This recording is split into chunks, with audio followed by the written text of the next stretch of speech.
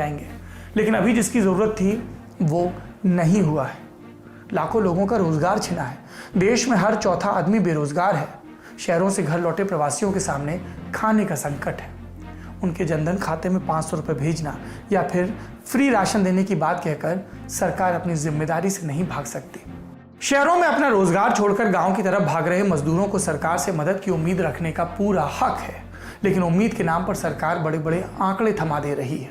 इस बात पर कि लोगों ने ध्यान दिलाया कि सरकार चाहे कितना विस्तृत ऐलान करना चाहती थी, वो एक दिन में भी ये कर सकती थी, लेकिन 5 दिन के इवेंट में इसे तब्दील कर दिया।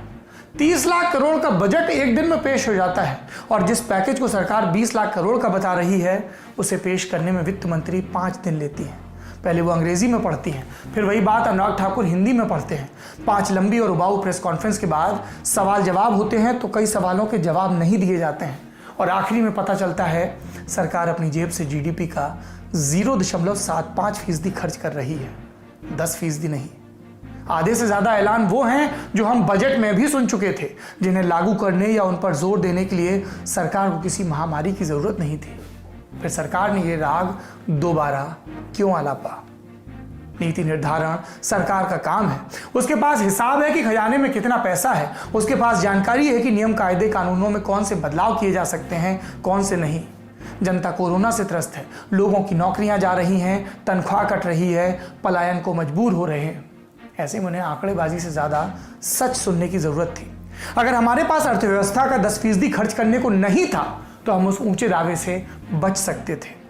सड़क पर चल रहे मजदूरों ने आंकड़ों का वो जंजाल नहीं सुना जो वित्त मंत्री ने 5 दिन प्राइम टाइम टीवी के लिए बुना। उन्होंने सुना प्रधानमंत्री मोदी के मुंह से निकला 20 लाख करोड़, अर्थव्यवस्था का 10%। अभी सत्य अखबार के बिजनेस पन्नों तक महदूद है, लेकिन कभी कभी ये आंकड़ा समस्या बनकर आएगा तो जरूर हमारे देश के सामने। सोचिए, आने वाले वक्त में जब उन मजदूरों पर कुछ बीतेगी, दुख बीतेगा और उन्हें पता चलेगा कि जब वो अपना घर बार लेकर सड़क पर चल रहे थे, जुए पर बैल के साथ जुटे हुए थे, तब सरकार आंकड़ों की बाजीगरी में मशगूल थी। सरकार के पास सदन का भरोसा है, क्या वो इतने में खुश है? क्या उसे लोगों का भरोसा जीतने की कोई ज़रूरत महसूस नहीं होती? रेटिंग एजेंसियां बता रही हैं कि जीडीपी 1% से भी कम हो जाएगी। सरकार का पैकेज सुनकर शेयर बाजार गिर रहा है, मजदूरों की मौत हो रही है। एक मंत्रमुग्ध सरकार फिर भी ये जताने में लगी है कि उसने लोगों पर उपकार किया, लोगों के लिए काम किया। इससे पहले कि बहुत देर हो जाए, सरकार को अपने काम करने का तरीका बदलना चाहिए और लोगों से सत्य बोलना चाहिए, घुमा फिरा कर नहीं, बिल्कुल प्रकट सत्य।